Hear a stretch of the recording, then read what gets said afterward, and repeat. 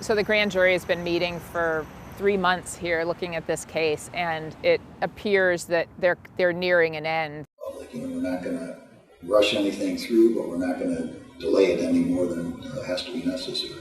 The prosecutor has been in a really unusual spot here. In most cases, grand juries get maybe a handful of witnesses and a lot of direction from the prosecutor about what they should be thinking and how they should be interpreting a case. In this case, the prosecutor, who was under a great deal of scrutiny and criticism, made the unusual decision to go ahead and present them with all the evidence, all the witnesses, so they could look at everything. It really puts them in a different role than a grand jury usually has.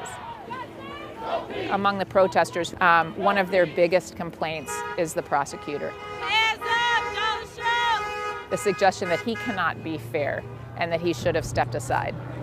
From his actions, it's very obvious that he doesn't want to prosecute this case. You know, if it turns out that there is no indictment, that he can say that wasn't his decision. There's a sense that he errs on the side of law enforcement. Have you ever charged an officer criminally in a shooting? Right now I can't.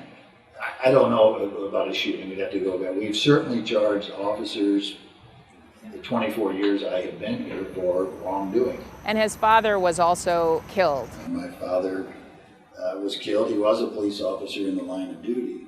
On the outside looking in, anybody that looks at that situation is going to think, here's a guy who's trying to get revenge for what happened to his father. Did it affect me? Absolutely affected me. And what it did for me is, or to me, was made me I think, a fierce advocate for victims of violence. There is a sense that he's too close to law enforcement and couldn't look objectively at the actions of a law enforcement officer like Darren Wilson. There was a case where 2 men were killed at Jack in the Box, and they were unarmed men in a car and were shot by police, and he refused to prosecute the police for it and called the men who got shot bums.